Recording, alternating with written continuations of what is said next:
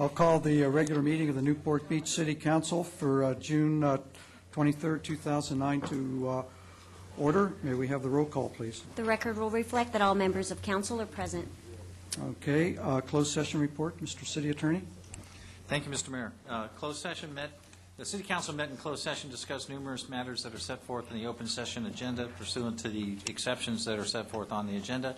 In particular, the Council met with respect to potential initiation of litigation against the State of California regarding the gas tax funds and whether or not the Council would authorize joining the class of the California League of Cities who will pursue litigation if the state takes gas tax monies. The Council authorized the City to join in that approach to the State of California pursuant to a 7-0 vote. Okay, thank you. Would you please rise and join me in the Pledge of Allegiance led by Councilmember Daigle, followed by the invocation by Pastor Bradley Steinstra. Pledge allegiance to the flag of the United States of America and to the republic for which it stands, one nation under God, indivisible, with liberty and justice for all.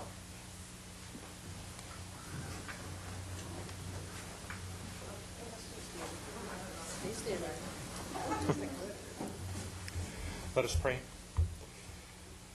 Almighty God, maker and master of the universe, even these brave souls arrayed before us at the front of this chamber, those who have been elected to serve as leaders of the city of Newport Beach, must wonder from time to time why they would seek to govern an often unruly and ungrateful citizenry such as us. The complex cluster of motivations present in those bringing items for their attention is certainly too much for any of them to make sense of, ranging as they do from the selfishly personal to the selflessly altruistic. There is nothing that these 7 men and women can ever say or do which will meet with the universal approval of a community as diverse as this. Everything on the agenda, with the possible exception of something as seemingly harmless and simple as Lobsterfest, is capable of creating its own degree of controversy. And deciding what action to take here always exerts some toll on those who honestly seek to do what is best, even if it is not always visible. So because we are generally much quicker to criticize than to care, in addition to your gift of good judgment for their deliberations now, we ask your blessing upon the mayor and the members of this council.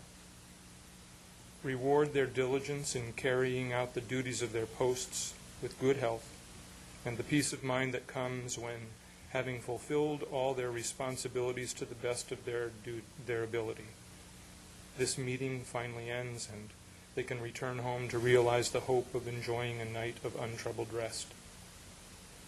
And in the meantime, if the challenge does not strike you as too daunting for one day's work, work on the rest of us, that we might remember how an occasional word of praise or a note of thanks is much more likely to inspire good government than any amount of pointing the finger of accusation or blame.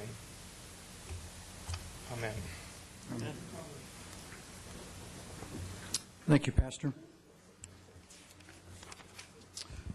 Okay, I see some folks out there in lobster hats, so it must be time for a lobster presentation. So, Laura?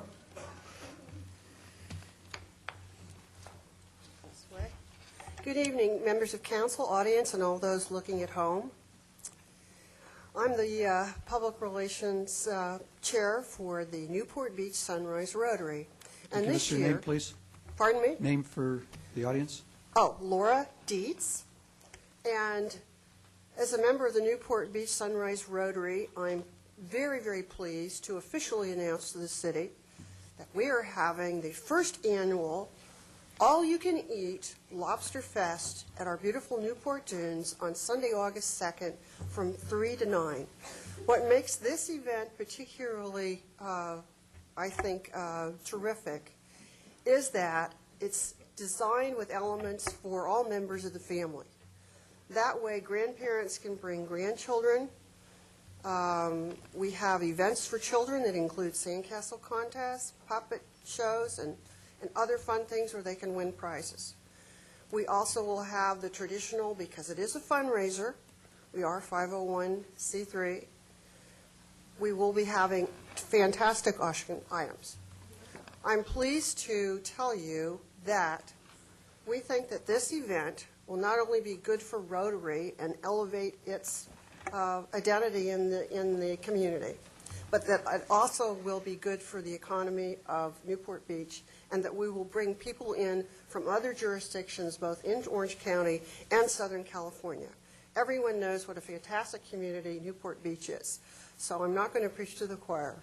But we hope that everyone in the audience will go to our website, which is www.lobsterfest@newportbeach.com. We also have a phone number, a local number, 949-650-5504. So if you are not online, don't worry about it. You can make a phone call and you will be taken care of.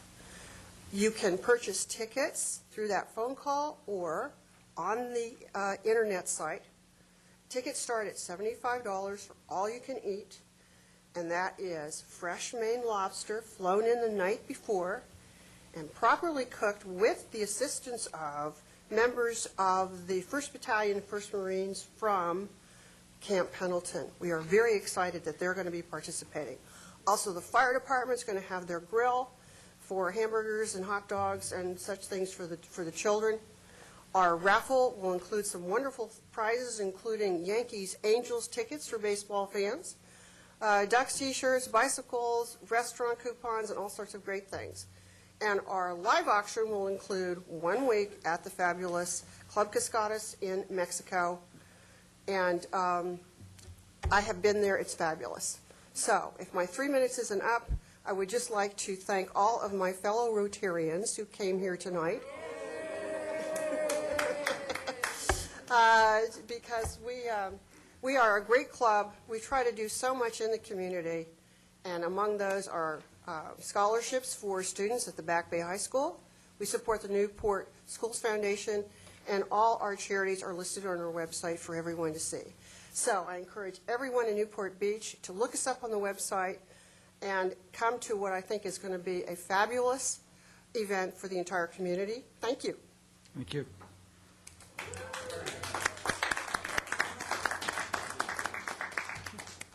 Okay, Madam Clerk.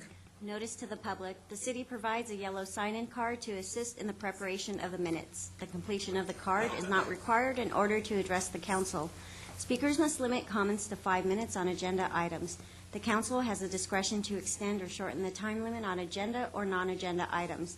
As a courtesy, please turn cell phones and pagers off or set them in the silent mode.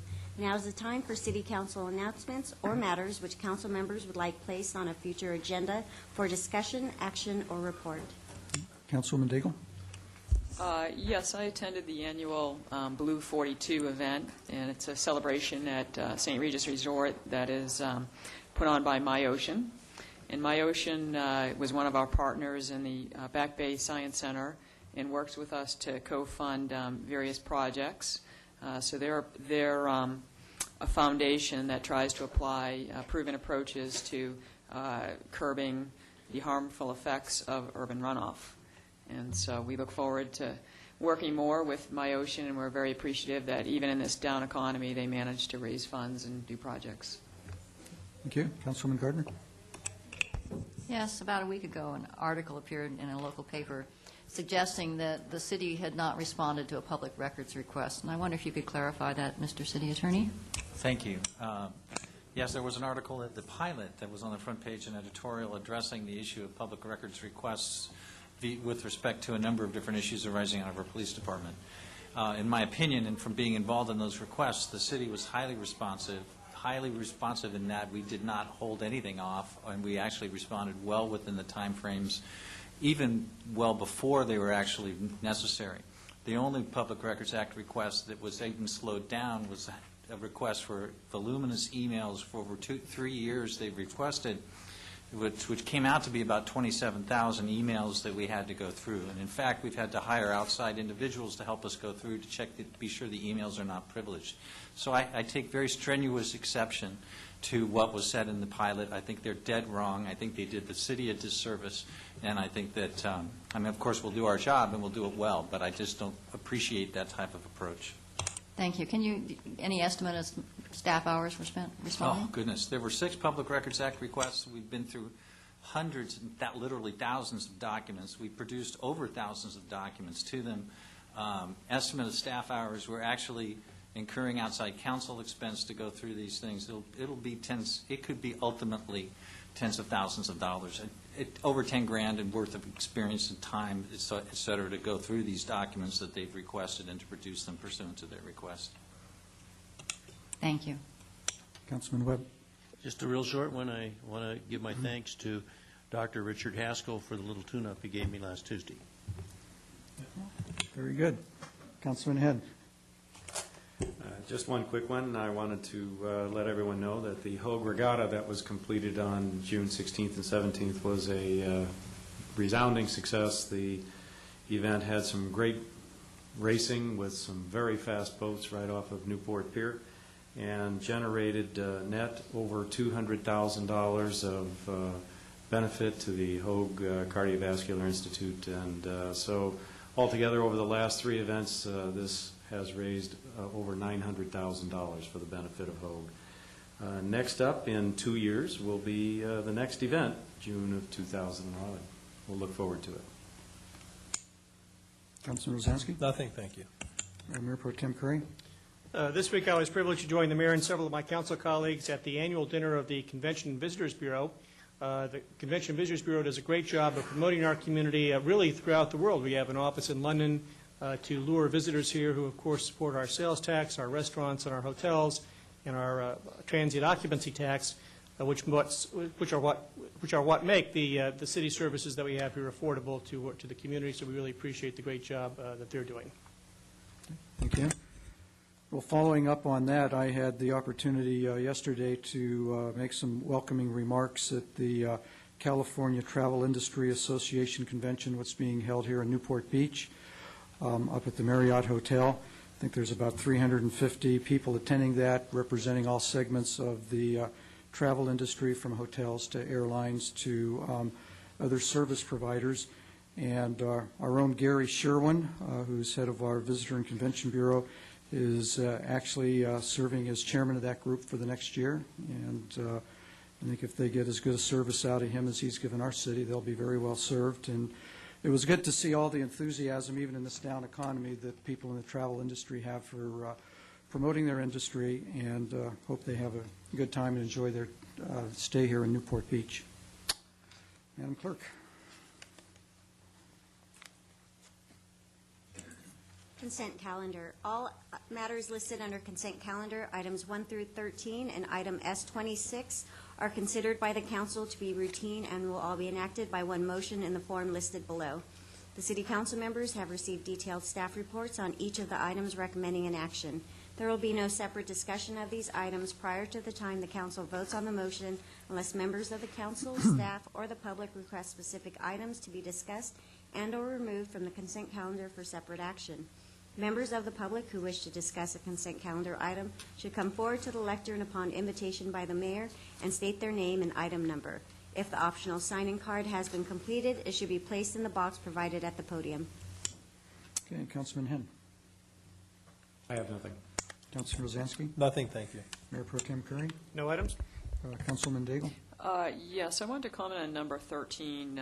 Appreciate the EQAC committee and the council members on it for nominating Jay Myers, and he's on the homeowners board at Belcourt. He's a very enthusiastic resident that wants to serve his city, so thank you. And then on number 5, I just had a general comment about contingencies of 15%, and I hope at a later date that we can perhaps discuss the issue of contingencies because they do tie up our budget dollars. Okay. Councilwoman Gardner. Number 10. Okay. Council Webb, and I have none. Staff, do you have any to pull?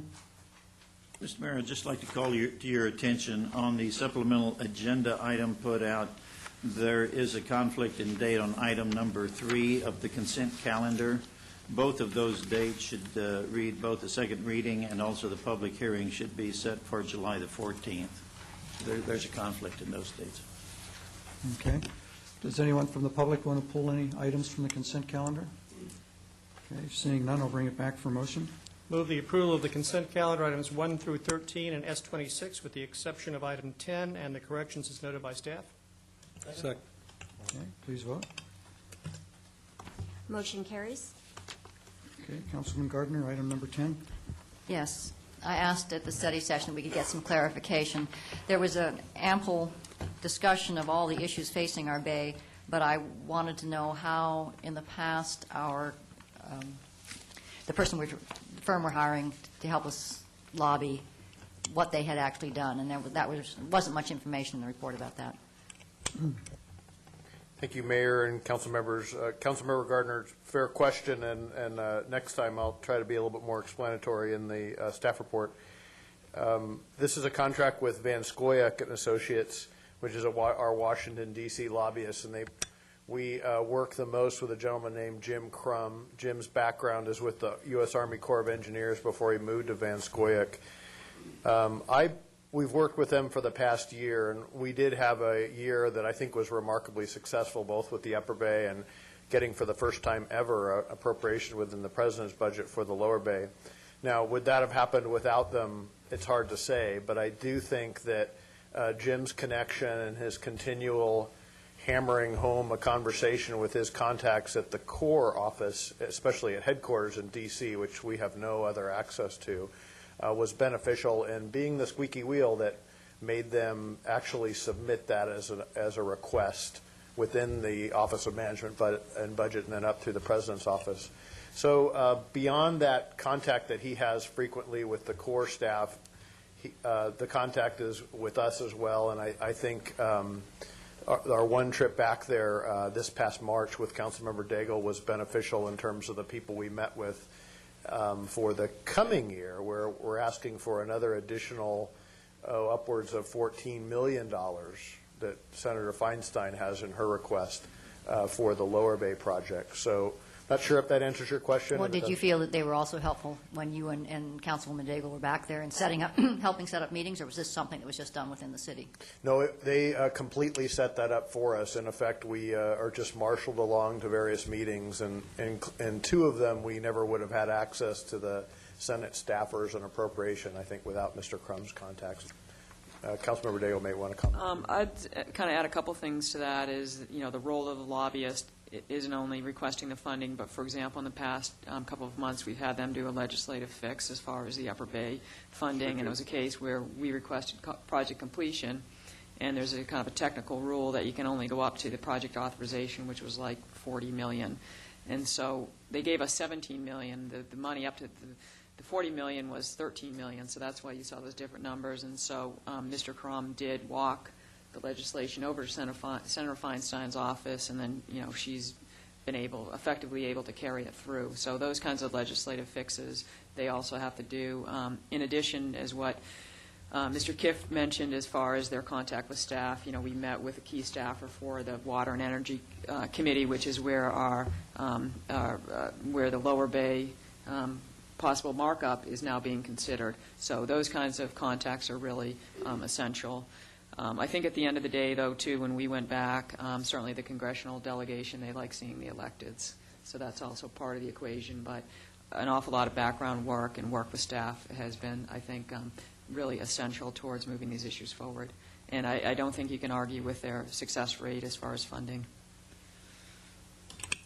Thank you very much for that clarification. That gives me a much greater sense of satisfaction with them, and I move the action. Second. Okay, anybody from the public want to comment on this item? Okay, seeing none, bring it back for a vote. Motion carries. Okay, next part of our agenda is oral reports from City Council on committee activities. Councilwoman Daigle.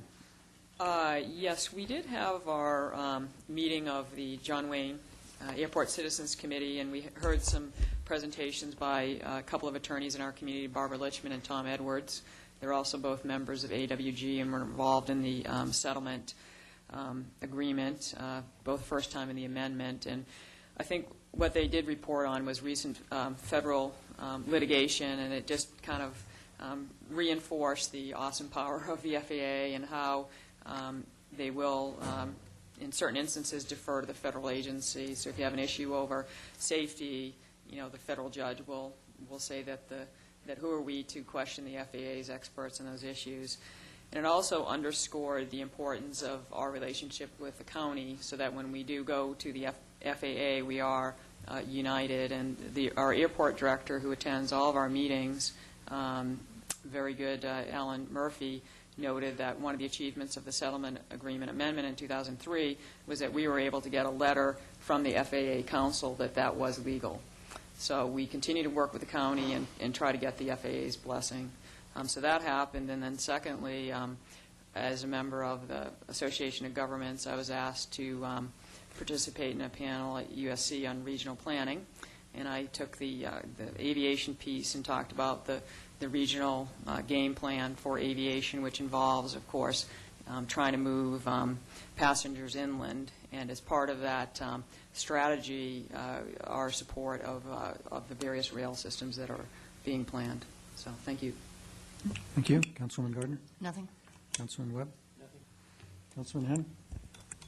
Yes, with regard to the Economic Development Committee, we had a very interesting presentation by Coastline Community College at our last meeting.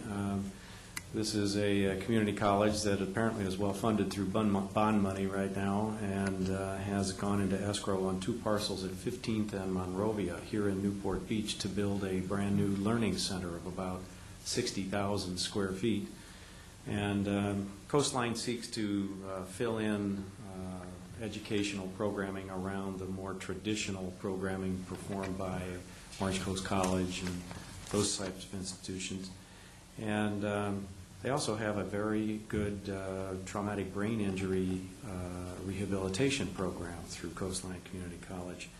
In any event, they hope to close escrow in August on the purchase of the land, and with a little luck, be open by 2012 with their brand new learning center. They already do provide services for Oasis Center, and so they're looking forward to being a good citizen of Newport Beach to help solve our educational needs. And secondly, the Economic Development Committee adopted by resolution a resolution in support of the funding request of the Restaurant Association that we will be hearing and discussing tonight. With regard to group homes, the most recent reasonable accommodation hearing that was scheduled for Kramer Center has now turned out to be not necessary. Their application was withdrawn, and they are now in abatement proceedings for the complete closure of that facility. The reasonable accommodation and use permit, that's a combined hearing for Newport Coast Recovery, is scheduled for July 7th at 3 p.m. as opposed to the usual start time of 4 p.m.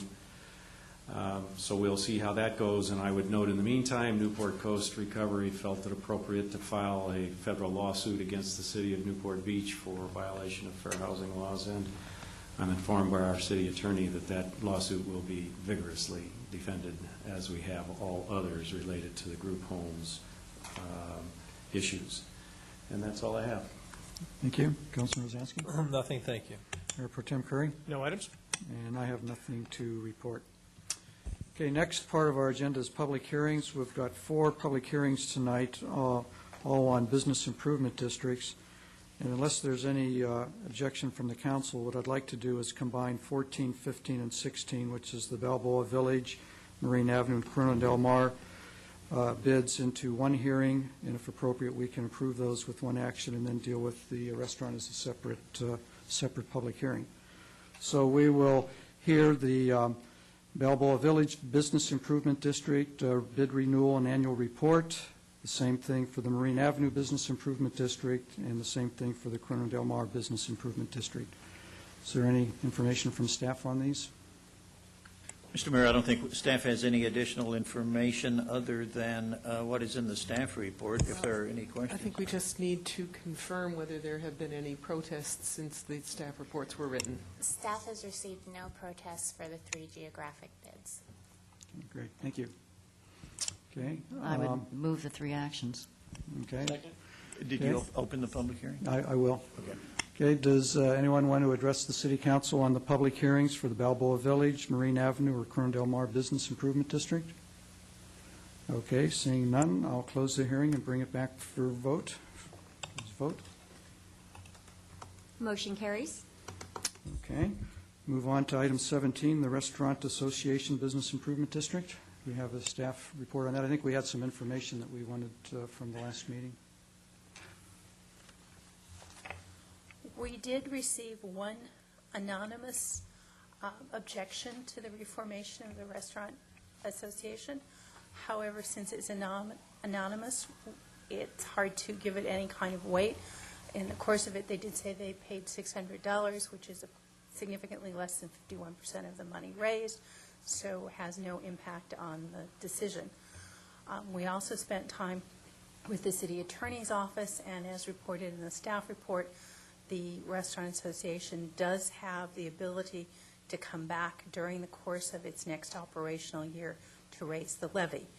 And this week on Tuesday, the restaurant bid board met and formally voted to pursue a course of action to raise the levy.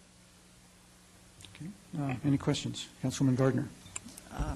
Were you, Lee, privy to the email that the council received from If it was Mr. Crean? The only email that I saw was one that had no attribution and was forwarded off the Q&A system from public information. Councilman Gardner, I received, I think, the same email that you did. I neglected to forward it on to staff. I apologize for that. Did the board, the restaurant bid award, have you seen it? Okay. Okay. Any other questions of staff? Okay, I'll open the hearing on the Restaurant Association Business Improvement District.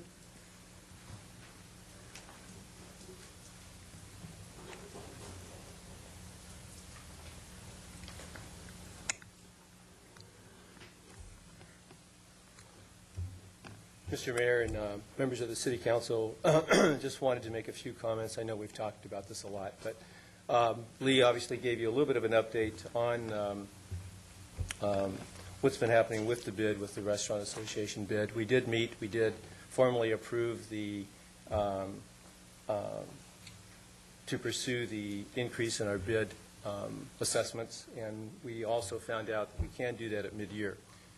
We are pursuing, and I've met with, as the rest of the association board, with Scott Palmer and with Lee, and we're working out the mechanics of that, and I think we're relatively close.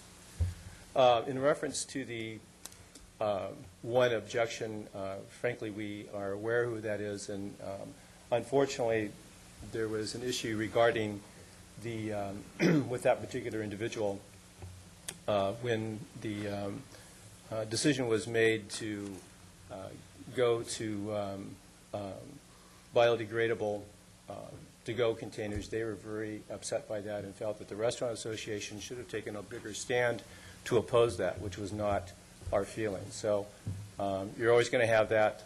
I regret that they have kind of taken that stance, but as you well know, you can't win them all and you can't convince everybody. Is that the anonymous response that Lee was referring to? My understanding is yes. One thing, a couple things I'd like to mention, and I'll try and make my presentation brief, but we're asking for an additional $25,000 over and above what we've received in the past, as you well know, for a total of $160,000. And it kind of goes really to what's the goal of the Newport Beach Restaurant Association. And before I get to that, I'd just really like to ask a question, and the question is, does anyone know what the most expensive thing about a restaurant is? Does anybody have any idea? Staff. Well, some people might say the owner. In some cases, they might be right. But actually, the most expensive... Not in my restaurant. My employees make $40. Yeah, mine either. is an empty seat. The most expensive thing in a restaurant is an empty seat, a vacant space that's not income producing. I talked to the California Restaurant Association, and they shared some information with me, and albeit dated, it goes back to 2007. And in the ending year of 2007, the average restaurant in the state of California made 6 cents on the dollar, or 6%. At this point in time, myself, and I'm sure a lot of other restaurateurs, would give our right arm to make 6 cents on the dollar, because it's tougher than that, and it's difficult. Most of us are giving away our margins by running happy hours, by giving discounts, and it doesn't leave a lot of money or margin or budget for advertising. The other thing I'd like to talk about is that I think part of what the restaurant industry brings, not only to Newport Beach, but almost any community, but specifically Newport Beach, and that is, how many of you have had kids that go to Newport Harbor High or to Corona Del Mar High School that have played soccer, played on a football team? How many of you have had some type of a charitable organization where you had to raise money, and the place that you generally go to first for a donation is a restaurant? I know from my restaurant, I get 3 to 5 donation requests a day. I'd like to fulfill all of them.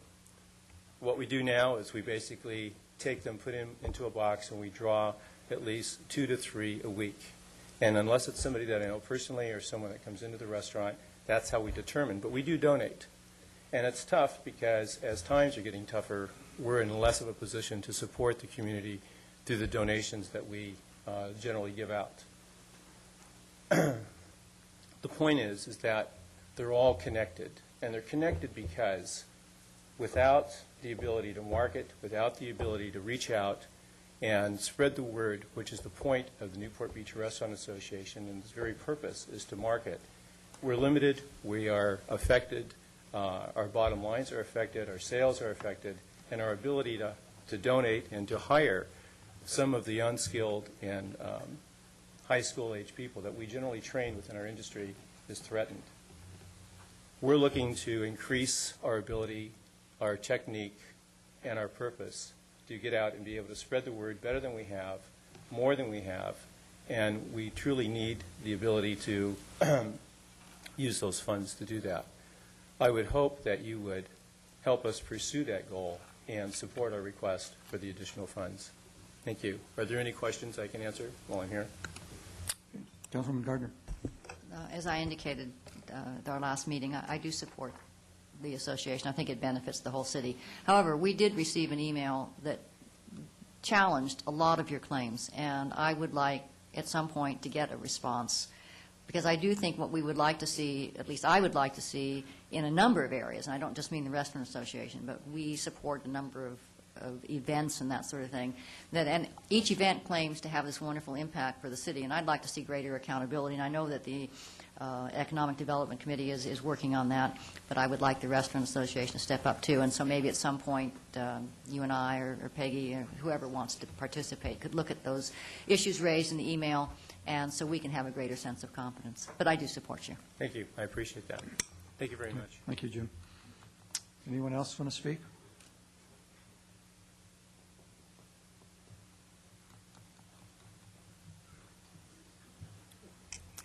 Good evening, City Council and Mayor Selich.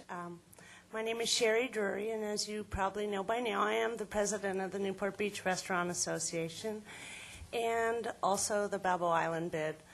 I just wanted to say thank you for considering what we're taking on here with the Restaurant Association. We need all your support. And again, any other questions I might be able to answer for anybody?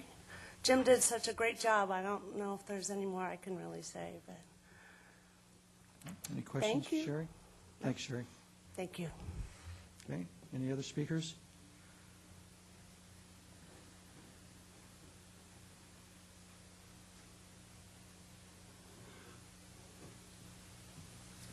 Hi, my name is Scott Perry. I'm with Tommy Bahama's Island Grill.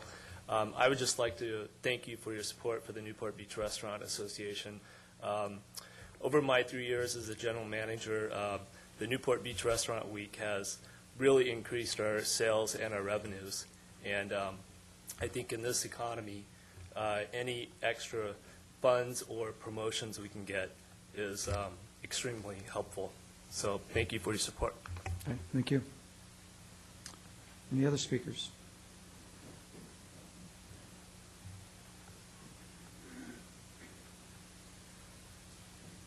Good evening, Mayor and City Council.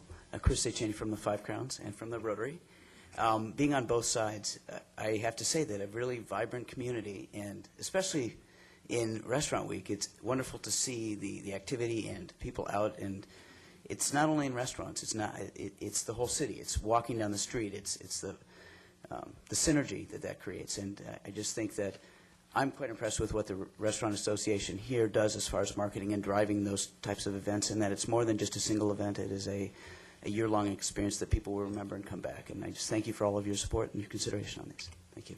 Thank you.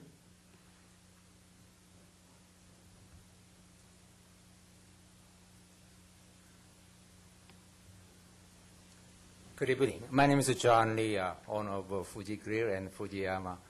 I'm just supporting a proposal of a restaurant association proposal to city.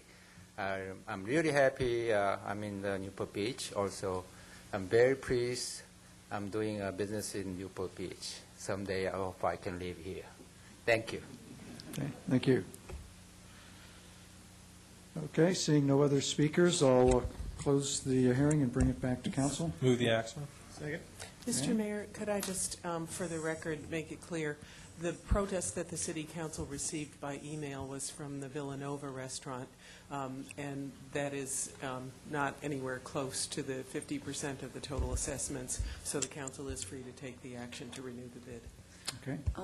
One thing I would like to see with the reporting for the both Restaurants Week and this is just more detail on the hours that it takes to perform the various tasks. I think that would be helpful.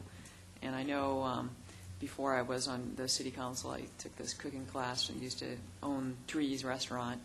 And one of the things he told us in the restaurant business is, I mean, it's just right down to the tomato. You got to really watch the product and all its costs. And so hopefully you can appreciate with the city, too. You know, we're not quite down to the tomato, but we need to also watch the cost. So if we can get more detailed reporting on what the labor is to carry out these tasks, I think that would be very helpful. Do you mean city staff time? Or? No, in terms of any expenditures for in terms of the marketing that the bid is doing. Okay, please vote.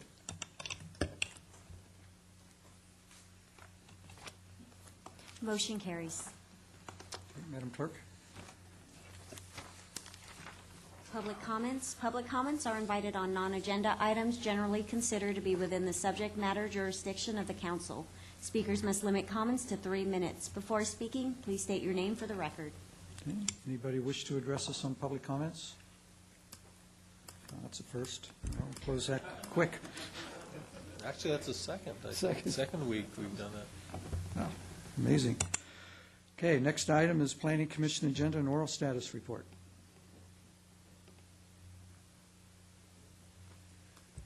Mayor and members of City Council, this past Thursday, the Planning Commission considered an application from Chronic Taco for their restaurant at Coast Highway and Balboa Boulevard in West Newport. The application was for an expansion of about 1,500 square feet. They also had a use permit application. They wanted to serve beer and wine, and also a use permit application to get a parking waiver if they didn't have enough additional parking for the expanded restaurant use. After comments from residents in the neighborhood, the Planning Commission voted 5-2 to deny the request. And I suspect you'll probably be seeing it on appeal. That was Wonderful. It. Great, thanks. Okay, that's receive and file. Next item is under continued business, the fiscal year 2009-2010 budget adoption. Mr. Mayor, at the last City Council meeting, you held a public hearing, the public hearing that is required prior to adopting the budget. So at this time, what we normally do, or what you normally do, is review the checklist, which is included in the as a budget attachment, and discuss any items that you want to discuss, and you can approve those items that there is no desire to discuss, and you can hold those items that you want to discuss and then approve them one by one as you desire. We do have the same checklist on a PowerPoint if you want us to put that up on the screen so that people might be able to follow at home. But you would approve the budget by approving those items on the checklist that you approve, and then they would be included with the budget that you approve by resolution.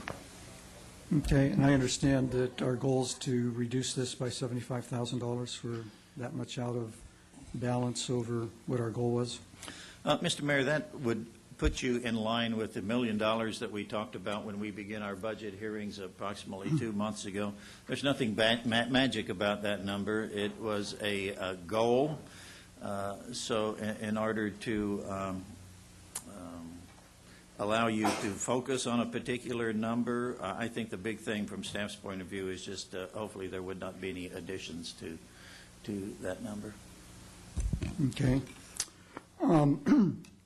Well, I think what I'm going to do is I'm just going to offer to pull the Back Bay View Park enhancements off of the list. I've looked this over, and I think of everything we have on there, it's the thing that has the least amount of preparatory work, if you will, that's gone into it. And I don't, it's still an important project in my district. There's a lot of people that would like to see some improvements to that park to make it more user-friendly and more usable, and I would like to pursue that in the future. But just in the sense of helping us meet our goal that we set when we started our budget process here, I'll offer to withdraw that with just the caveat in mind that, if this thing ripens during the coming year, that I may be coming back to the council to consider it in the future. So I'll offer to pull that out of the checklist right now. I'll accept that. Pardon me? Oh, I didn't think that you would have a problem. Okay, any other comments? I don't have any items to pull. Certainly consistently support all the beautification citywide. It's very important.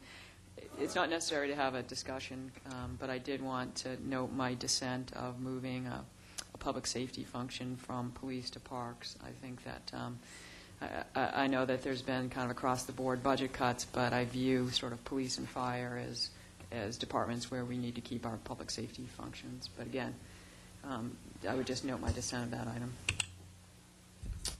Okay. I'll open this up for any public comments. Anybody want to address the council on the budget? Now's the time to step forward.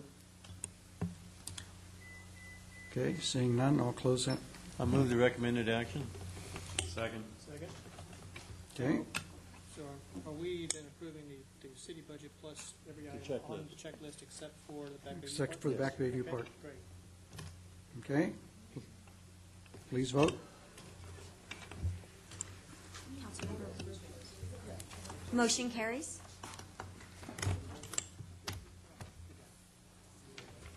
I wonder how many cities had that easy time adopting their budget this year. I know it didn't go that well in Costa Mesa this year. Mr. Mayor, now I can retire a happy man. Did a good job, Homer. Okay, well, yeah, I think the staff should be really complimented for really doing a good job on the budget this year. It's a challenging time, even though we're better off than a lot of cities. So I think that you should have our compliments for all the hard work you put into it. Okay, next item is appointments to boards and commissions, and ballots have been passed out to all council members. So if you would please vote and pass your ballots on to the city clerk.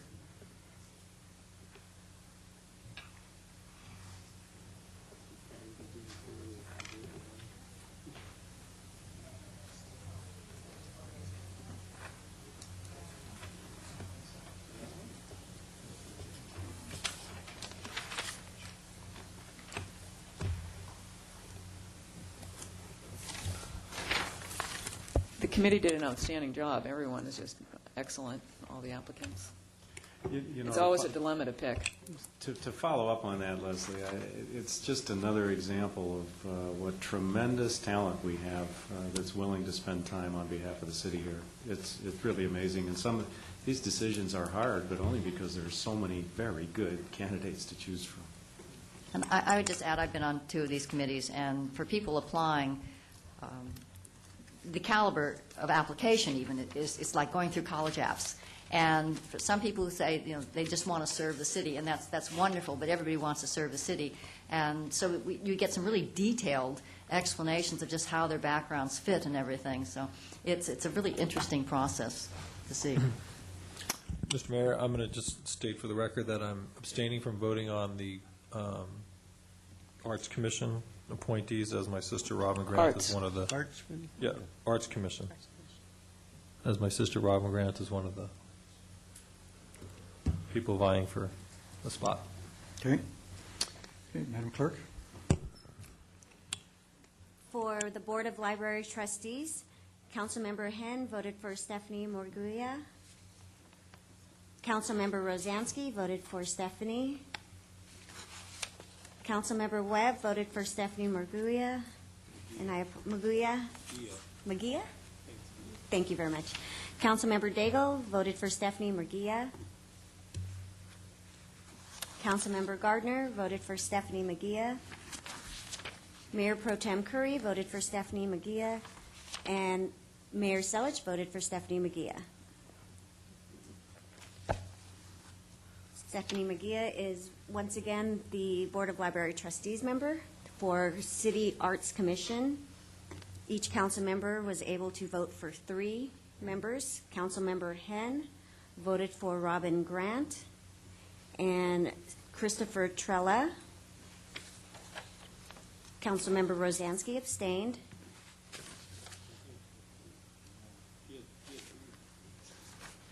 Would you like that? Okay. I'll continue. Read the instructions. Councilmember Webb voted for Carol Bowler, Robin Grant, and Christopher Trella. Councilmember Daigle. Let's go back to Councilmember Henn. His 3 votes again, Carol Bowler, Robin Grant, and Christopher Trella. Councilmember Daigle voted for Carol Bowler and Robin Grant. Did you want? We have a voting strategy. I know what's going on. We got some rookies here. I don't know. I'll continue with Councilmember Gardner's vote. Robin Grant, Michael Mergrush, Christopher Trella. Mayor Pro Tem Curry voted for Carol Bowler, Robin Grant, Christopher Trella.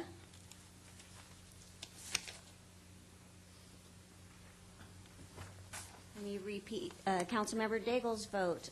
Carol Bowler,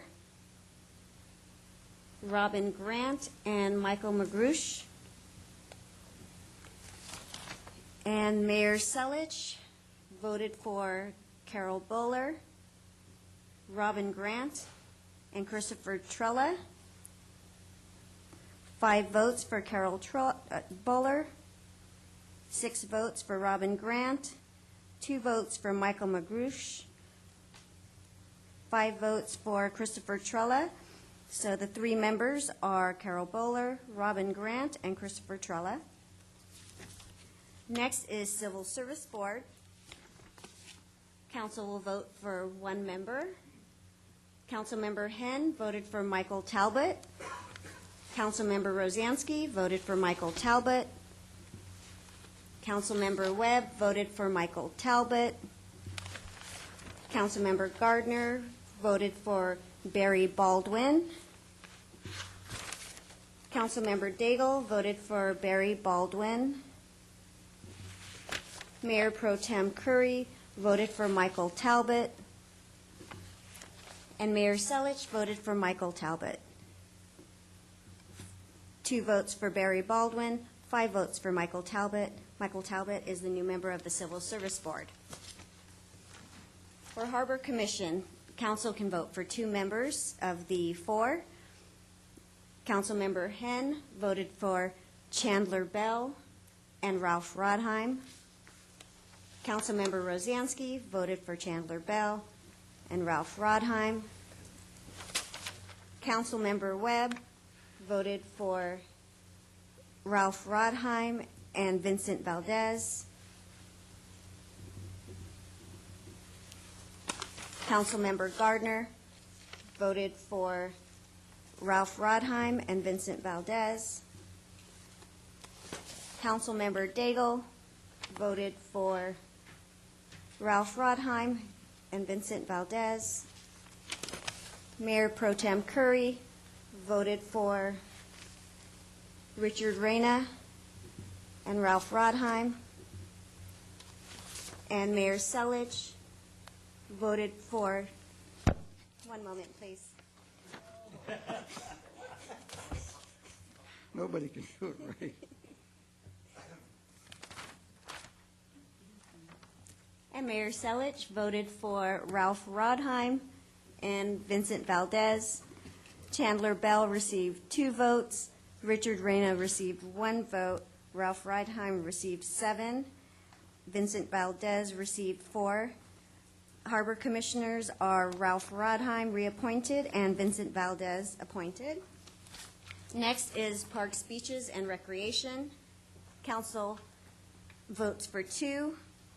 Councilmember Henn voted for Philip Lugar and Marie Marston.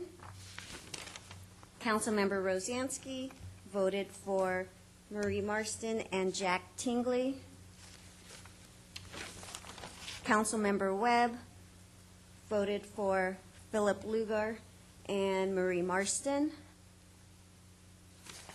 Councilmember Gardner voted for Philip Lugar and Marie Marston.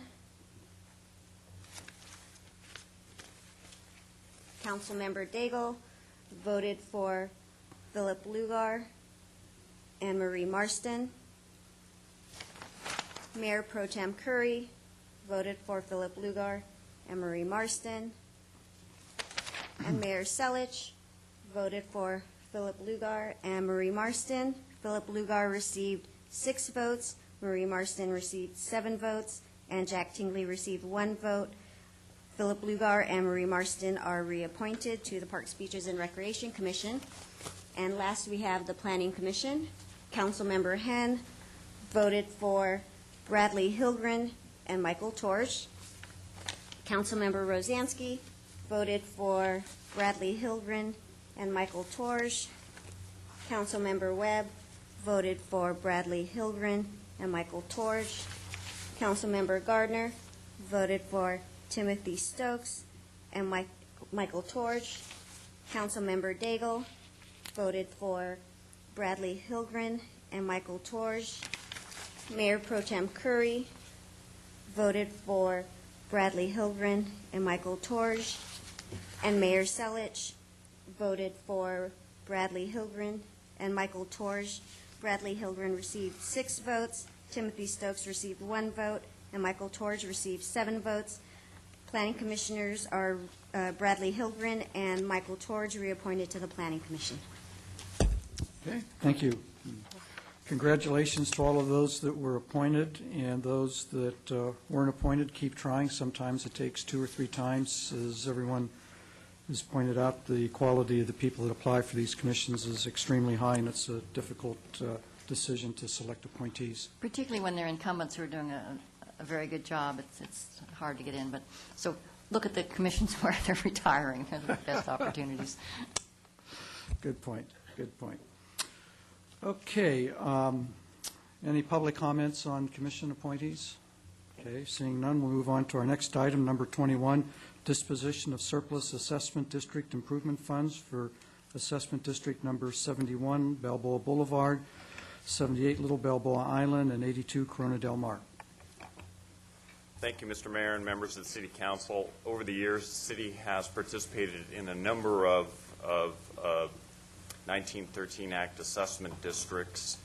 With these districts, it's implied that these improvements are perceived to have a special benefit to some residents, and whereas there isn't that same benefit to others. So the improvements are paid for by residents within the district. Now, while we're primarily talking about undergrounding of overhead utilities, we theoretically could be talking about any number of different public improvements. But today we're talking about 3 undergrounding districts, and now that the improvements are complete, we're looking to the governing board to officially direct the disposition of the surplus funds remaining in the district. The Act allows that we could use the surplus proceeds for continued maintenance, refund, a direct refund to the residents, or a levy credit, a bond call, or we could actually transfer the lesser of $1,000 or 5% of the surplus back to the general fund.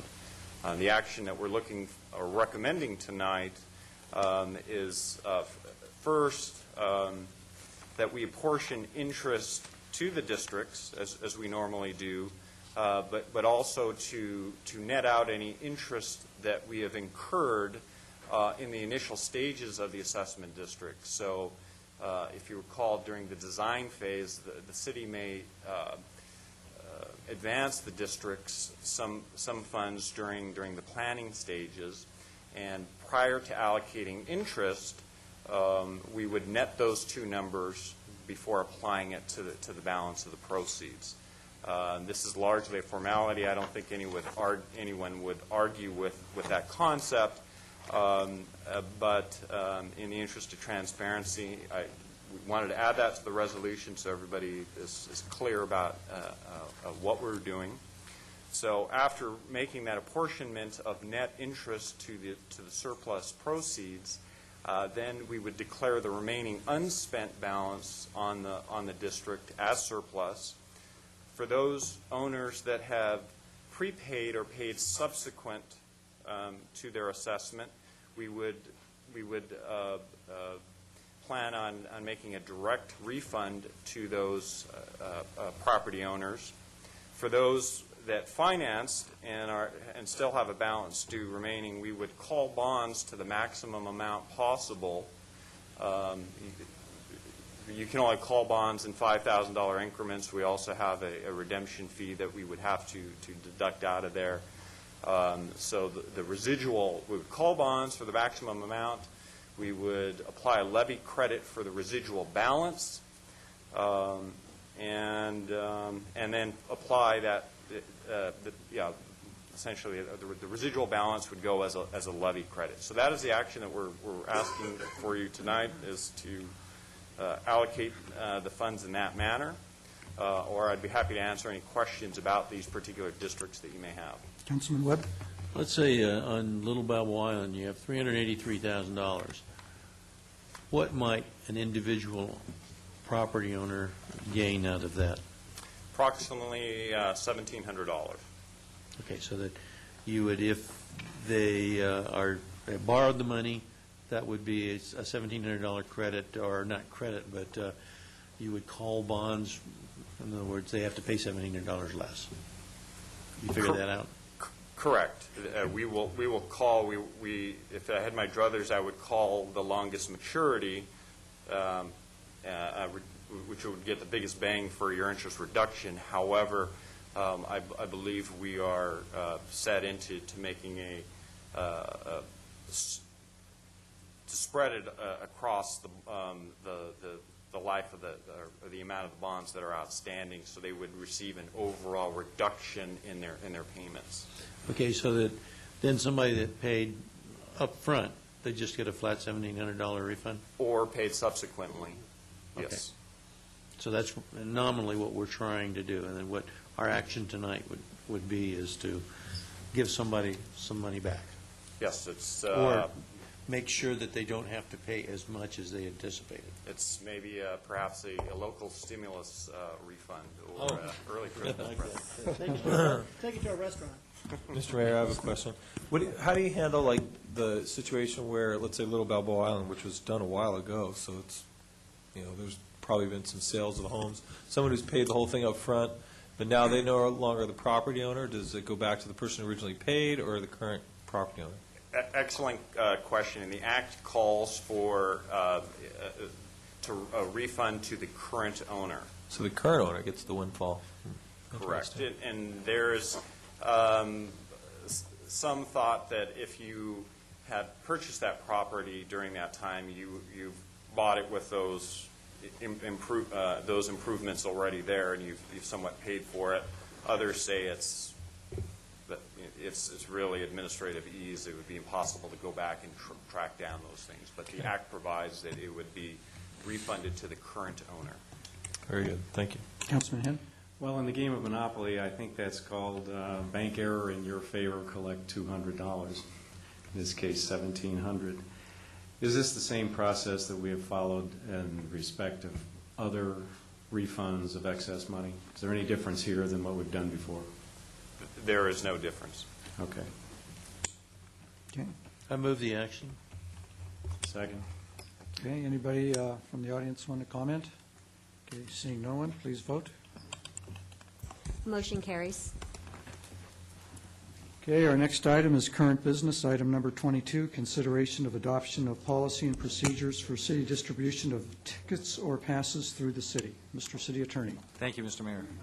As you know, the Fair Political Practices Commission adopted new regulations dealing with the issue of gifts that come through the city to individual public officials. Public officials includes the city council, of course, city attorney, city manager, and those other staff members that are designated in our conflicts of interest resolution. And we have to report under Form 700 any gifts that we receive in excess of $50. This particular resolution deals with the issue of passes and tickets. Passes and tickets can be given to the city and ultimately then distributed to individuals within the city, so long as the sponsor of the passes or tickets or those who made the donation cannot control to whom those passes or tickets go. And in that situation, if the passes or tickets come to the city and are serving a public purpose and are distributed without control of the donor, they are not considered gifts pursuant to the Political Reform Act and are not reportable under Form 700. To do that, the council has to adopt a policy which identifies the public purposes for passes and tickets. If a pass or ticket that's donated to the city fulfills a policy set forth, then if it's distributed pursuant to standard guidelines, then the pass or ticket is not considered a gift. So we have prepared proposed guidelines and policies for the council to consider and adopt if you find it to be appropriate. That identifies the public purposes behind the behind the donations of tickets or passes, and also identifies the procedures for their distribution. I will say that the procedures we've identified in the policy are those that have been utilized by the city for approximately 10 years at least regarding the film festival tickets, which is the most recent event regarding the passes and tickets, and is consistent with city past practice as the distribution of tickets through the city in a public purpose setting. So if you have any questions, I'll be happy to address them. I would point out that on second reading, third, fourth, or fifth reading, as I wrote this policy, or actually revised it from my office, I did find a typographical error on page 5 of 6 under D2. It should say, and this is the third line, public purposes set forth in section 2A, not B. That's where public purposes are defined in the policy. I have one other thought that you may wish to consider, that upon preparing, that you may wish to also add to E on page 4 of 6, where it does say that tickets and passes that are, currently says any ticket or pass that remain shall be returned to the service, to the source of the tickets or passes. You could also, if you chose, add or distributed to a 501c3 nonprofit charitable organization that does business within the city. That way it wouldn't go back to the source, but a 501c3 charitable organization doing business within the city will receive the benefit of it, and it would not be considered a gift and can be utilized for purposes other than just return to the source. So for those comments, please, we'll address any questions or concerns you may have. Okay. Any questions? Okay, seeing none, I'll open for public comment. Any public comment? Close it, bring it back to council. Councilman Curry. I would move the item with the proviso for the ability to transfer to a 501c3 as indicated by the city attorney. Second. Okay, please vote. Motion carries. Okay, next item is item 23, amendment of campaign contribution ordinances revised to increase the limit on individual campaign contributions to $1,000 and provide for adjustment of contribution limits based on the Consumer Price Index. Thank you, Mr. Mayor.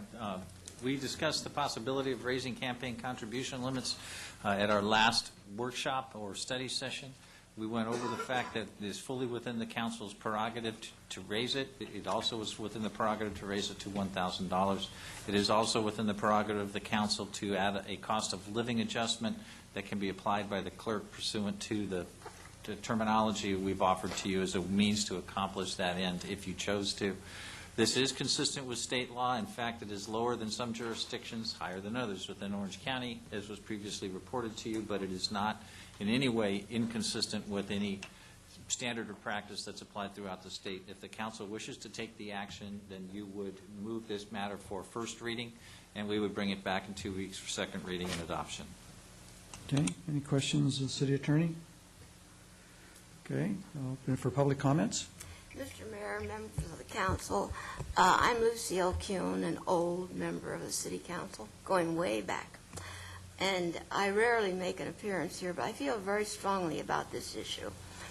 Rather than broadening the base of opportunity to participate as a city council member, which indeed is a privilege, it would narrow it. The following cities, Fountain Valley, Capistrano, Laguna Beach, Laguna Woods, Huntington Beach, Dana Point, and Irvine are all below $500 and below. Were we to raise this to $1,000, I think there would be the possibility of undue pressure on the council person receiving that money, because, as you all know, there's no such thing as a free lunch. Having sat where you sit, I can attest to that. I would rather keep it on a broad base of a lowered amount. Lucille, yes. I think you're commenting on item number 23, which is our next item up. Yes, I am. Okay, we're still on. Oh, I'm sorry. No, we're not. Oh, sorry. I think you're on 23. Maybe I'm just. I'm not that old. But apparently Steve is. I guess I am. Maybe I missed voting on something. Sorry, Lucille. Go ahead. All right.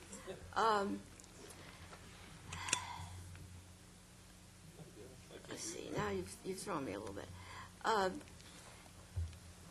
think broadening the opportunity to serve allows for a variety of experiences. And in my day, when I started out, I had only my 7-year-old son and we went door to door, and we rang doorbells, and we raised a little bit of money. There was never anybody that gave, I don't think anybody ever gave $500, let alone $1,000. I think I look back on my experience with the City Council, and I say with a great deal of pride and satisfaction that I'm proud of Oasis, and I thank you all for your support of the new building for Oasis. I'm proud of the beautiful new library. Well, it isn't new anymore, but the beautiful library that we have and the wonderful reputation of our library.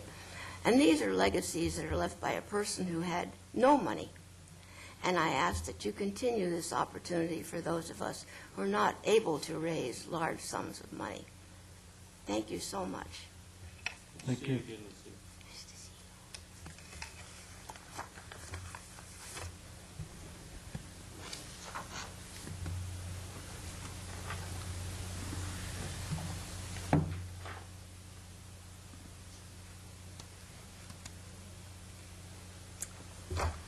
Hi, I'm Novelle Hendrickson, and I haven't been here for a long time, so it's kind of a new feeling. I'm here because my husband can't be here, and so you'll have to see me. At the study session, my husband and I both feel very strongly about the fact that we should have a level playing field for everyone who wants to run for city council. And I think it's very hard for an incumbent to break through at any way. And I think that we, in raising to $1,000 per person really is very difficult. I was looking today, or this afternoon, because I was busy today, at the campaign contributions in the city. And it was amazing in the last election that the amount that a couple could give was $1,000. And to us, and I think anybody thinking about it, $1,000 is a lot of money.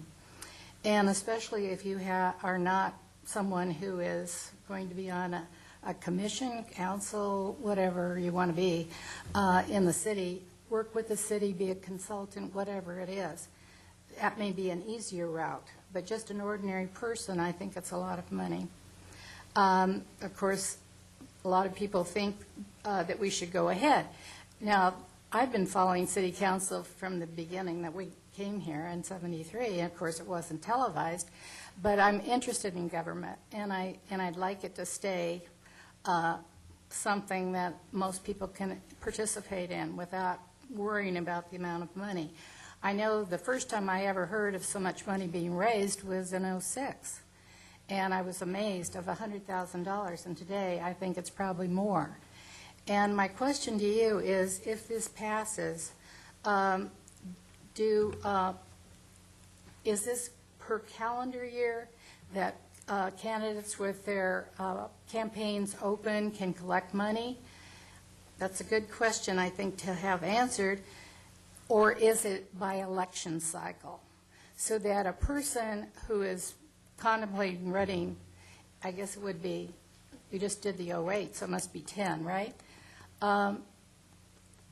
People that are going to run as incumbents, if it's the election cycle, then if they, I don't know when they can apply to run, but it would be an advantage to anyone sitting in a seat who is an incumbent who wants to run in that, at that time frame, if they can raise money per calendar year, or is it raised in that election that they're starting?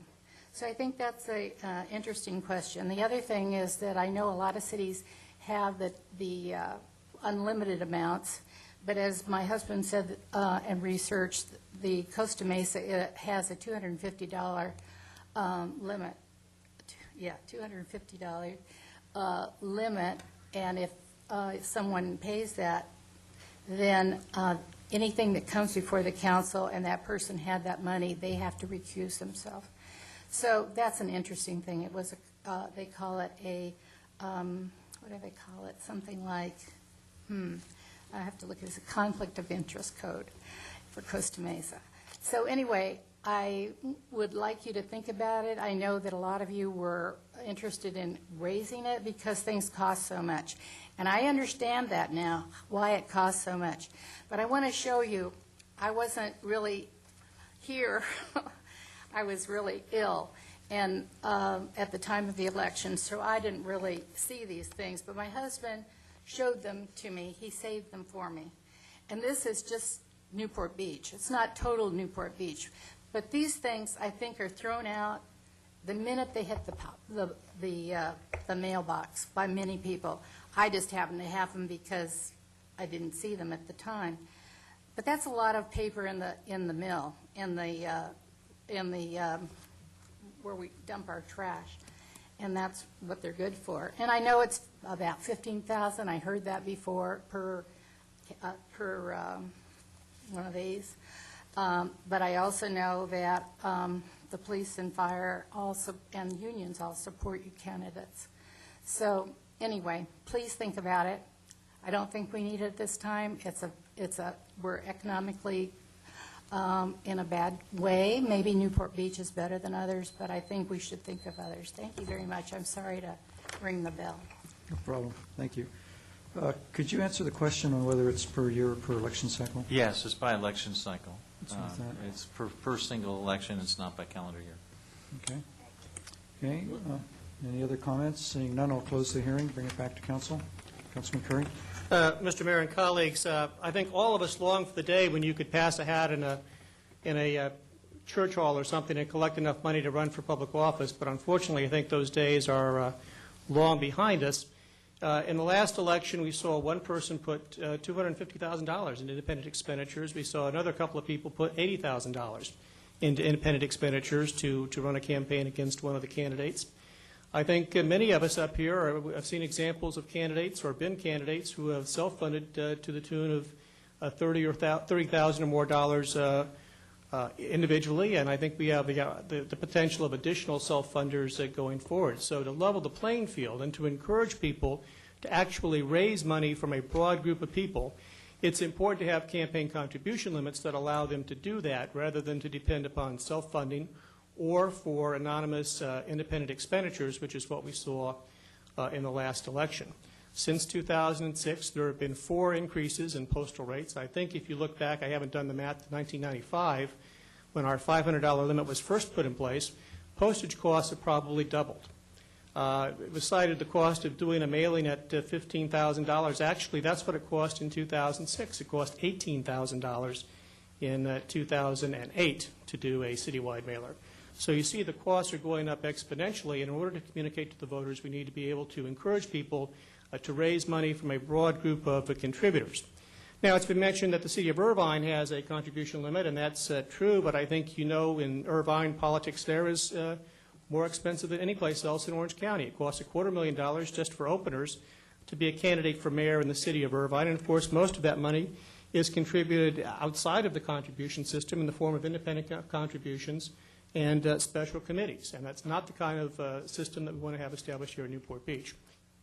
So, Mr. Mayor, I appreciate the work the city attorney has done on this. I would move the item with the option for the alternative in terms of computing the cost of living increase, so the city clerk can do that automatically. And I would move that. Mr. Mayor? Yeah, Councilman Henn. Yeah, I would add to Councilmember Curry's comments that, of course, even though we're raising the limit to $1,000 per person, you don't have to contribute $1,000. You can certainly continue to contribute whatever you think is reasonable and appropriate. Beyond that, there's been 2 or 3 annexations of the city since 1995. So it's not only the increase in inflation. We have a citywide election here to be run, and a city that is now significantly larger than it was in 1995. So I think there's ample reason to conclude increasing this to $1,000 is still fully consistent with the original intent of that limit as it was passed in 1995, just adjusting for changed conditions. I would support Councilmember Curry's recommendation to go with the simplified 2-year calculation by the city clerk without council approval. I would only add that, and this I'm sure happens anyway, that calculation be reviewed by the city's administrative services director for accuracy. And I would also suggest that it be rounded to the nearest $100, not $10. Let's just make it a little easier to remember over time. So if you would care to amend. All right. Thanks. Councilwoman Gardner. If we want to have the most widely supported candidates, then the lower the limit, the more people you have to attract. So, I mean, I understand that it is expensive. I know what mailings cost, but I think that to the public, $1,000 seems a lot more significant than somehow $500. It's just a perception. I would like to keep it as it is. If you don't have to contribute to the maximum, though, how does your theory work? I guess I didn't follow it. I would need, if I wanted to raise $10,000, I would either have to, if it's a $1,000 limit, I only have to go to 10 people, right? If I have a $500 limit, I have to get 20 people to support me. I mean, so I have to get, with a lower limit, you have to have more people if you need to raise a certain amount of money. At least that's the way my math works. I was never good at math. So. Okay. I understand what you're saying now. I didn't understand your comments initially. Any other comments? Okay, please vote. May I just ask a quick question? Councilmember Hand, was that a request for an amendment to add the comment regarding the administrative services, or just a please will you do that in the future? Well, it was to change it to add that as okay, so then just to make sure that we're clear on it, then what I will do is just add in, calculate, this is in the 3rd line down of adjustment on F1, and we'll delete the 1 and delete the 2 because we're going for the simple. It would say, shall be adjusted in February at year 2 intervals beginning 2001 by the city clerk as confirmed by Administrative Services Director.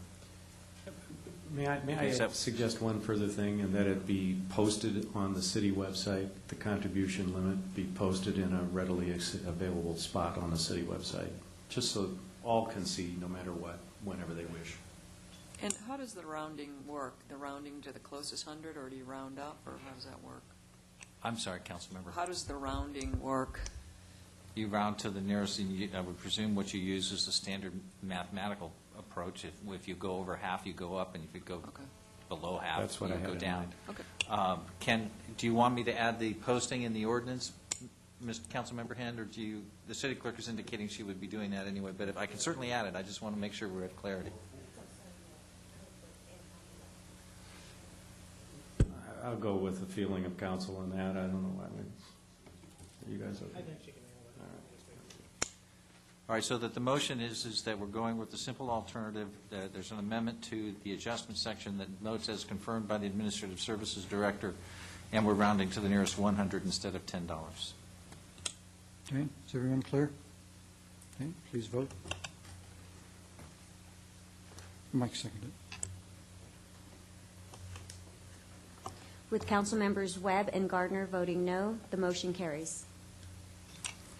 Mr. Mayor? Yeah. Yes. At our last meeting, Ron Hendrickson came before us, and I thought he had some suggestions that deserved more discussion. And so I'd like at a certain point, and again, there's no rush in this, but to come back and talk about appointed terms and how they're counted and whether they should be, you could serve 2 terms and then 3 years of an appointed term, so you could have actually 11. Right. We were talking. So I think that would be worth some more discussion at some point. Absolutely, and what we're planning on doing is bringing that back to you in July. Actually, we were planning on bringing that back in the study session at the first meeting in July, on July 14th, unless I can negotiate with Councilmember Curry because I'm packing pods for a week prior to that to bring it back on the 28th. But certainly in July, if that's a possibility. Okay. All right, next item is item number 24, council review of staff status progress report on 6 of the City Council's 2009 priorities. Mr. Mayor, if this is the second council meeting of the month, and it is, that means it's time for us to review 6 of the 13 priorities established by the City Council last January. And I do have the status reports on a PowerPoint, but it seems like we are rolling along here pretty quickly, so I will continue in that vein by having each staff member who is responsible for this priority give just a brief description of what has transpired over the last 2 months and give you the opportunity to ask any questions, starting with continue to implement an effective traffic management plan by a variety of projects which improve traffic flows throughout the city. Steve? Thank you, Homer. Mayor, members of council, as you know, we've implemented the first phase back in March, and it's up and running and working very well. Phases 2 and 3 are under construction, and they are on track to be completed by the end of the calendar year. With the approval of the budget tonight, we are also going to be moving forward with the design of phases 4 and 7. That includes Superior Avenue, Balboa, and Irvine Avenue. And we anticipate we'll be able to be in construction by the first of the next calendar year, and hopefully be done by close to the end of the fiscal year. So we're moving forward with that. We're also, with the approval of the budget, we have included the Jamboree 73 bridge widening phase of right-of-way acquisition, and we also are including steps to move forward with the improvements to the Jamboree-MacArthur intersection. And that's that item, and happy to answer any questions. Councilwoman Gardner? Saturday in Corona Del Mar, I don't know what was going on, but the traffic was backed up to about Newport Coast Drive. Were we using our new system in terms of getting in there and changing the signals or anything? We have not. Actually, we don't staff it on the weekends unless there's a special event that's scheduled. At some point in time, I think when more of the system is in place, it might be an appropriate discussion to decide whether that might be advantageous for the city to do so, to be able to staff on weekends. Maybe there's a possibility of shifting schedules in order to have coverage. Okay, thank you, Steve. If there are no further questions, the next one is complete the schematic design phase and the EIR for the Newport Beach Civic Center. Dave Kiff has a couple of these priorities tonight, this being his first. Thank you, Mr. City Manager, Mayor, and City Council. We're on schedule with the Civic Center project. We're in schematic design, which is the second major phase. It's the first after concept design. In fact, we have a 2-day session tomorrow with our design team. We're getting into the weeds of the discussion as to lighting, types of lighting, angles, mechanical, coolers, all those kinds of interesting things. We have the 50% plans submitted already, so those are with us. We involve the building committee fairly closely. That's the mayor, Mr. Webb, and Mr. Rosansky. Although they're not meeting with us this time because we really are in the weeds, they'll see this again in a couple of weeks. To clarify, you're not in the weeds of the park with that discussion, right? We're in the weeds of the park too, yeah. But right. no weeds for the park. There's no, yeah, that's a good point, Mr. Henn. There are no weeds in the park. But it is a good point. We're working on the park, the parking structure, the emergency operations center, and the city office building all concurrently. So things are moving on schedule with the planned release of the draft EIR as of September 1st. And then all of the project will come back to you for approval of the EIR and the schematic design by what is hoped for November 24th.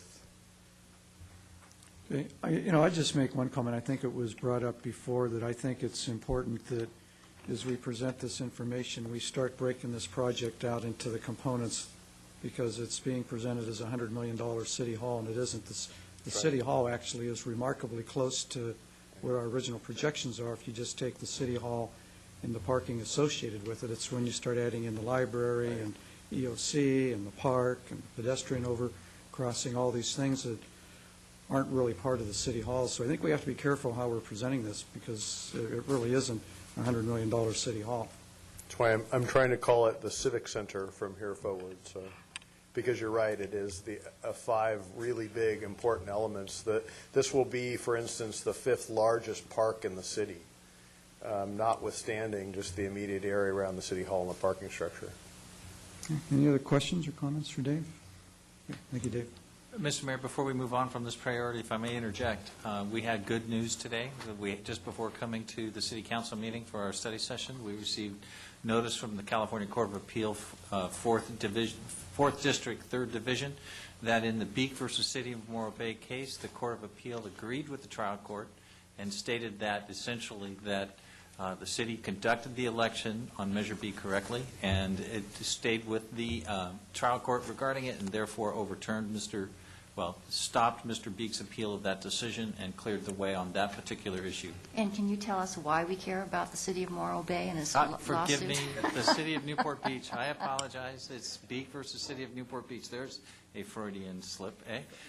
It's because we were talking about desalination plants earlier in the day, and I litigated that for the city of Morro Bay.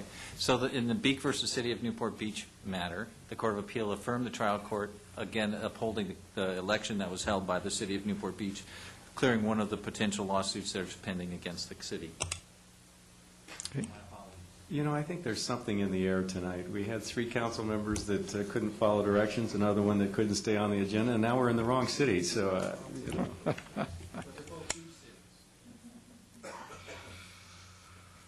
Okay.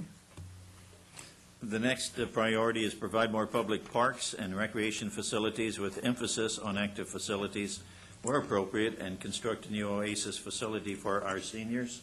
Laura Detweiler, the department director, has been waiting patiently here tonight so that she will cover this priority. Actually, Homer, she's delegating to me tonight, but she is in the audience to help me if I screw up. Well, I thought she was back there. I guess we'll start with Sunset Ridge Park.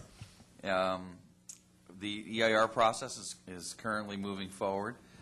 We believe we're on target for a January 2010 target date to get that done. Then after that, we'll we'll process through the Coastal Commission, and we're hopeful that that process isn't going to take much more than 6 months. And then we'll move on, through the normal process for construction. Any questions regarding Sunset Ridge? I see Councilman Rosansky's not present. Quick, I probably move want on. to come back to that. The next one, Marina Park, and Dave, you can chime in on this one too if need be. It's my understanding that we're moving forward with the EIR process. We know there have been some complications regarding the Coastal Commission interpretation of the wetlands, and we're currently working through those issues and hopefully bring the project back on schedule. Is it the wetlands that affects the guest marina? Yes. Okay. Yes. Coastal Peak Park is currently under construction, and it's on target for its completion. We're assuming that we'll be able to take possession of the park in August, late August, and hopefully be open in September. So that's looking very good, and we're really excited about that park being delivered. And as I recall, we are planning for an opening of that park September the 1st. Oh.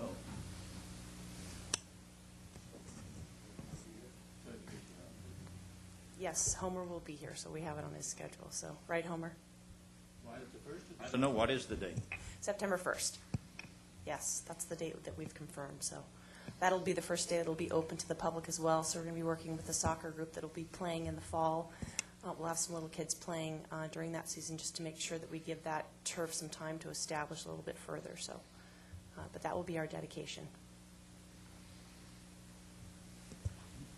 Okay, thank you. Our next project is Oasis, and if you've been by the site, you can see, wow, what a difference. It's underway. They're currently getting the utilities in and the foundation work. So there's not a lot to look at right now, but we'll be out of the ground soon. We're on target for completion in October of 2010. Things are moving along quite well. The Banning Ranch Community Park, as you know, the dual track, and I think Sharon's going to report more about that, is still ongoing. The synthetic turf study is moving forward, and we're on track to bring that to PB&R in August, and I believe shortly after that, most likely September, will come to the council. And then the CYC... But Steve, if I can interrupt you for just a minute, I mean, earlier in our study session when we were talking about water and the water availability, I mean, as we look at the synthetic turf, especially in the future, it may get more and more promising in terms of ways to eliminate water, even though there is a big upfront cost at it. So it seems like we are certainly doing that study at the right time, and it may take on more meeting just because of the water availability issue. And then the final project, CYC renovation, we're pleased to report that it is complete and open for business. And I know Laura has a whole host of events that are going to be coming up soon to kind of celebrate that reopening of that facility. We do, and we actually got in there Monday morning, and programs are up and running. We've got summer day camp running out of the facility.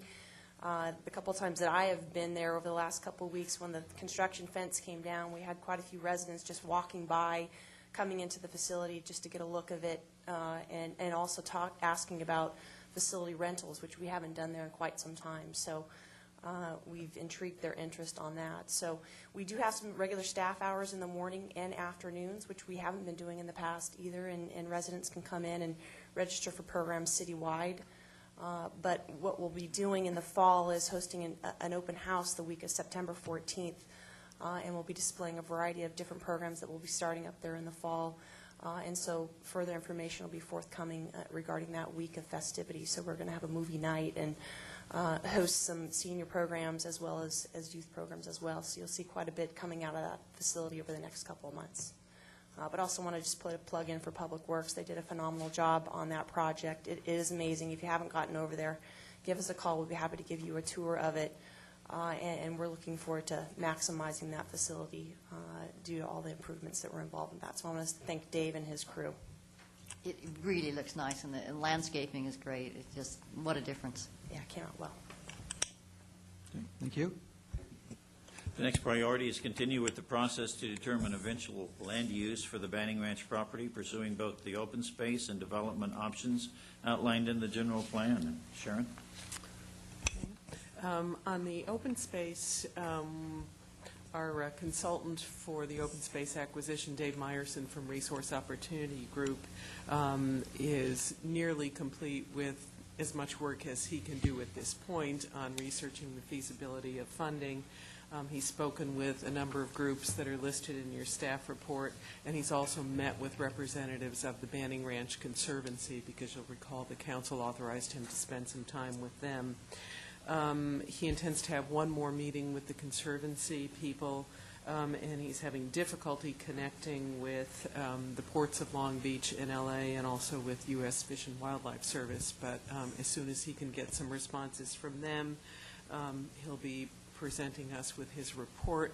And my thought was that we would review that draft report with the City Council Committee and then take it to the interested parties, and then after we have their comments, bring the final report back to the City Council. And I think that that will happen by August.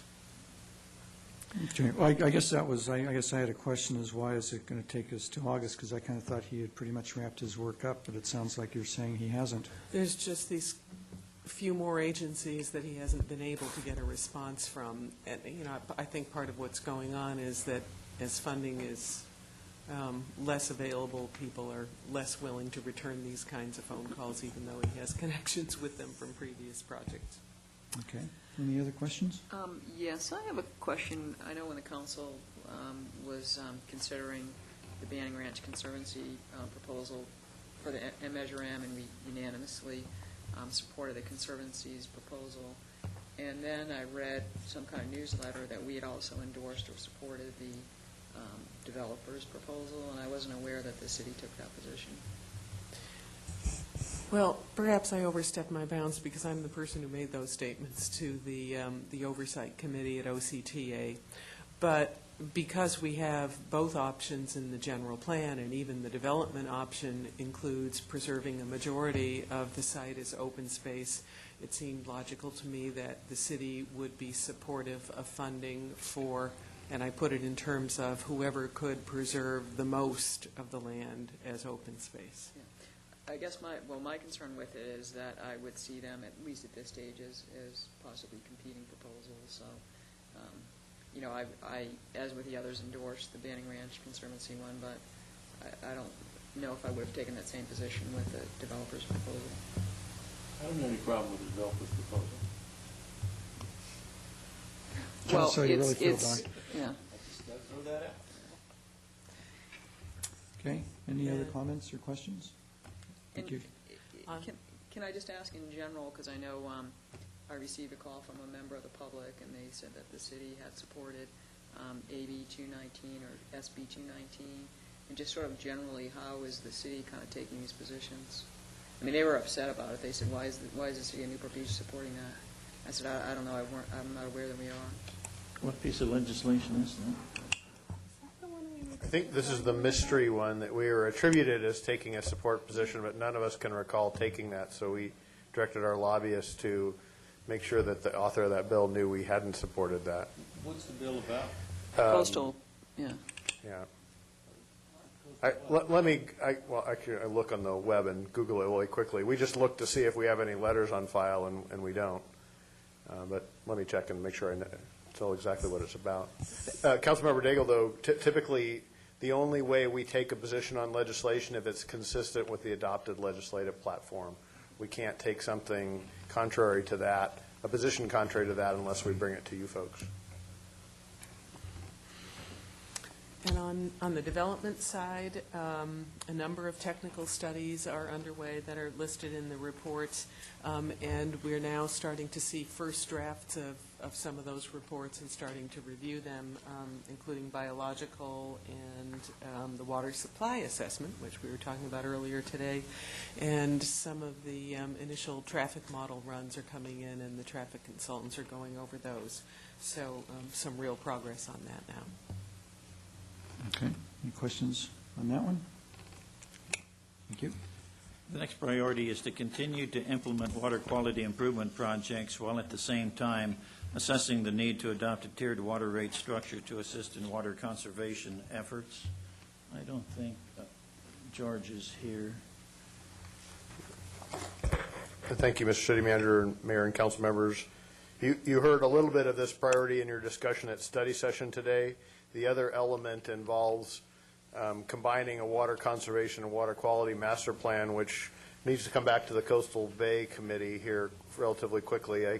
I keep putting it off, but now that we know that the Upper Bay has received its necessary funding and the Lower Bay at least has a initial appropriation, that changes all of my numbers associated with the water quality master plan. So my intention is to bring that back to Coastal Bay for a new look at the prioritization and then bring it to the council as a whole.